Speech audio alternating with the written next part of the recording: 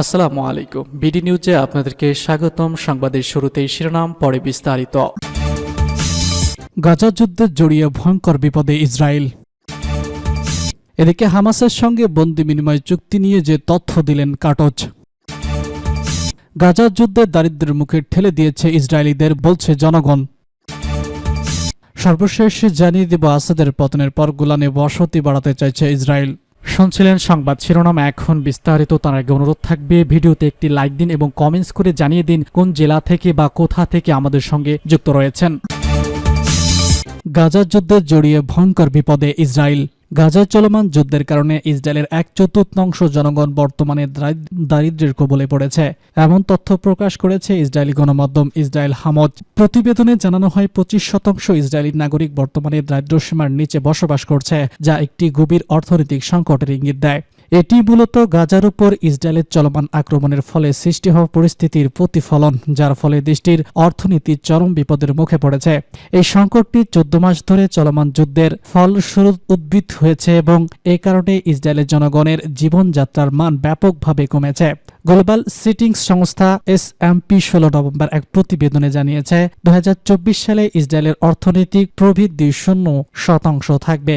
এর অর্থ হল দেশটির মোট দেশীয় উৎপাদন গত বছরের তুলনায় কোনো বৃদ্ধি পাবে না, বরং উল্লেখযোগ্যভাবে হ্রাস পাবে।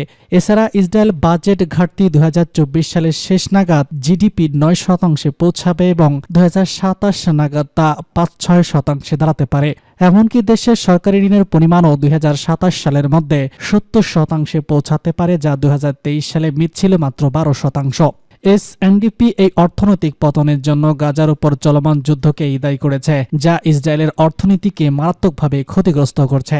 এদিকে সম্প্রতি এক জনমত জরিপে দেখা গেছে, ইসরায়েলি প্রায় 45% নাগরিক আশঙ্কা করেছেন যুদ্ধের শেষ পর্যায়ে বা পরবর্তী সময়ে তাদের অর্থনৈতিক পরিস্থিতি আরও কঠিন হয়ে পড়বে।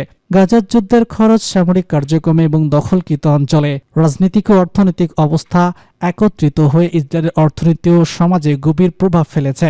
এছাড়া যুদ্ধের কারণে দৃষ্ট এই সংকট শুধু অর্থনীতিতেই সীমাবদ্ধ নয়, বরং দেশের সমাজে ব্যাপক সামরিক ভাঙনের আশঙ্কা তৈরি হয়েছে। ইসরায়েলি নাগরিকদের মধ্যে অস্থিরতা ও অর্থনৈতিক নিশ্চয়তার কারণে তাদের ভবিষ্যৎ নিয়ে উদ্বেগের সৃষ্টি হয়েছে। এই পরিস্থিতি ইসরায়েলের জন্য একটি চরম সংকট হিসেবে দেখা দিচ্ছে, যা দেশটির দীর্ঘমেয়াদী রাজনৈতিক, অর্থনৈতিক এবং সামাজিক স্থিতিশীলতা নিয়ে প্রশ্ন তুলছে। হামাসের সঙ্গে বন্দি বিনিময় চুক্তি নিয়ে যে তথ্য দিলেন কাটজ। ইসরায়েলের প্রতিরক্ষা ও যুদ্ধমন্ত্রী ইসমাইল কাটজ জানিয়েছে, হামাসের সঙ্গে বন্দি বিনিময় চুক্তি নিয়ে আলোচনা আগের যে কোনো তুলনায় বেশি অগ্রসর হয়েছে। সোমবার ইসরায়েলের পার্লামেন্ট সেনেটের পররাষ্ট্র যুদ্ধ বিষয়ক কমিটির সভায় কাটজ বলেছেন, আমরা আরেকটি বন্দি বিনিময় চুক্তির সব থেকে কাছাকাছি আছি। কমিটির সভায় আলোচনার বিষয়টি প্রতিবেদনশীল হওয়ায় এটি নিয়ে প্রকাশ্যে বেশ কিছু জানায়নি ইসরায়েলি গণমাধ্যম টাইম অব ইসরায়েল। তবে এই চুক্তির প্রস্তাব ইসরায়েলি কোয়ালিশনের বেশিরভাগের সমর্থন পাবে বলে আশা প্রকাশ করেছে কাটজ। চুক্তিতে হামাসের হাতে থাকা বন্দীদের মুক্তি এবং গাজা যুদ্ধবিরতির সম্ভাবনা ধরা থাকলেও কাটজ জানান, এটি উন্মুক্ত যুদ্ধবিরতির শর্ত অন্তর্ভুক্ত করবে না। পাশাপাশি আলোচনার সময় হামাসের পক্ষ থেকে নমনীয়তার ইঙ্গিতও দিয়েছে কাটজ। এদিকে হামাসের সঙ্গে এই আলোচনার ফলাফল গাজায় চলমান সংঘাতের ভবিষ্যৎ নির্ধারণে গুরুত্বপূর্ণ ভূমিকা রাখতে পারে বলেই মনে করছে বিশ্লেষকরা। গাজা যুদ্ধের দারিদ্র্যের মুখে ঠেলে দিয়েছে ইসরায়েলদের।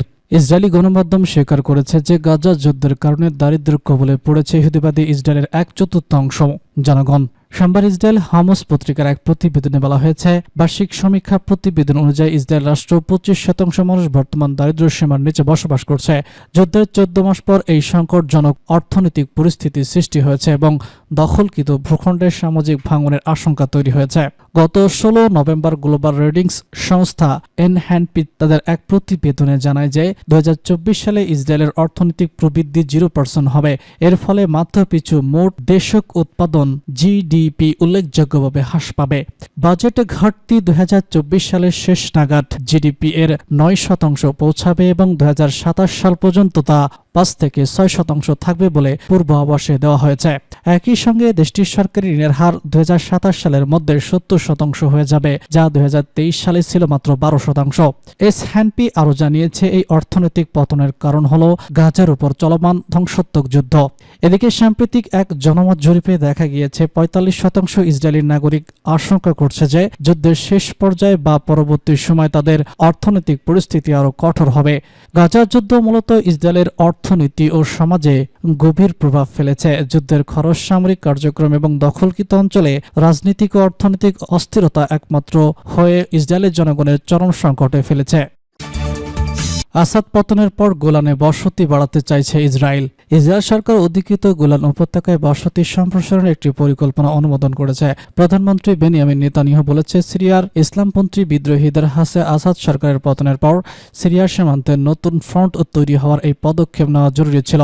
গোলান মালভূমি হিসেবে পরিচিত এই উপত্যকার জনসংখ্যা দ্বিগুণ করতে চান বলে জানিয়েছেন তিনি। 1967 সালে 6 দিনের যুদ্ধের সময় ইসরায়েল এই এলাকাটি দখল করে নিয়েছিল, তবে আন্তর্জাতিক আইন অনুযায়ী এই দখল অবৈধ। বাশার আল আসাদ পতনের পর ইসরায়েলি বাহিনী গোলান মালভূমিতে সিরিয়া ও ইসরায়েলের মধ্যকার রাফার জোন প্রবেশ করেছে। ইসরায়েলের দাবি, দামেস্কের নিয়ন্ত্রণ পরিবর্তন হওয়ার মানে হলো আগে যুদ্ধবিরতি চুক্তি বাতিল হয়ে গেছে। প্রসঙ্গত, গোলান হলো সিরিয়ার দক্ষিণ পশ্চিমে অবস্থিত প্রায় 180 বর্গ কিলোমিটার আয়তনের এক পাথরের মালভূমি। এলাকাটি ইসরায়েলের উত্তর পূর্ব অঞ্চলে স্পর্শ করেছে। গোলান বর্তমানে ইসরায়েলি বাহিনীর নিয়ন্ত্রণে আছে। এখন বসতি বাড়ানোর পদক্ষেপ সত্ত্বেও নেতানিয়াহু রোববার এক বিবৃতিতে বলেছেন, সিরিয়ার সাথে সংঘাতে আগ্রহ ইসরায়েলের নেই। আমরা মাঠের বাস্তবতার ভিত্তিতে সিরিয়ার বিষয়ে ইসরায়েলের নীতি নির্ধারণ করব। গোলানে এখন 30টির বেশি ইসরায়েলি বসতি আছে, যেখানে প্রায় 20,000 মানুষ বাস করে। আন্তর্জাতিক আইন অনুযায়ী তারা সেখানে অবৈধ, যদিও ইসরায়েল তা মানতে রাজি হয়নি। বসতি স্থাপনাকারীদের পাশাপাশি সেখানে 20,000-এর বেশি সিরিয়ার নাগরিকও আছে। এই এলাকাটি ইসরায়েলের নিয়ন্ত্রণে যাওয়ার পর দুজ অব হিসেবে পরিচিত এসব মানুষ সেখানে থেকে পালিয়ে যাননি। নেতানিয়াহু বলেছেন, ইসরায়েল এই ভূখণ্ডের উপর নিয়ন্ত্রণ অব্যাহত রেখে উন্নয়নের পাশাপাশি সেখানে বসতি স্থাপন করবে। যদিও সাবেক ইসরায়েলি প্রধানমন্ত্রী বলেছেন, গোলানে ইসরায়েলের বসতি সম্প্রসারণের কোনো কারণ তিনি দেখছেন না।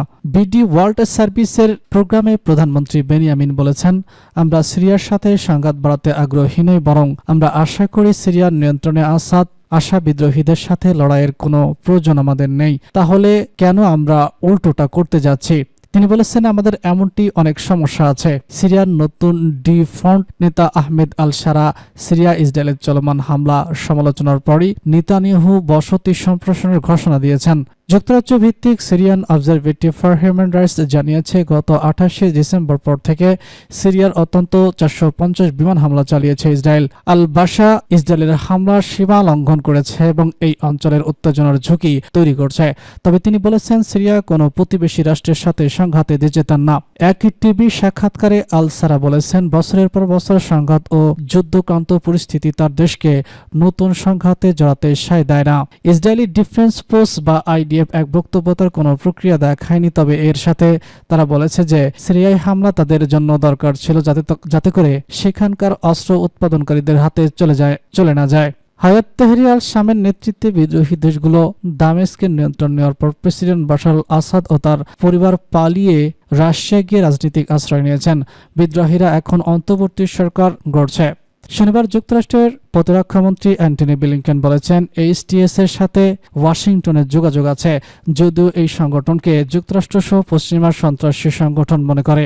জাতিসংঘের সিরিয়া বিষয়ক দূত গেইট রোববার বলেছেন, তিনি আশা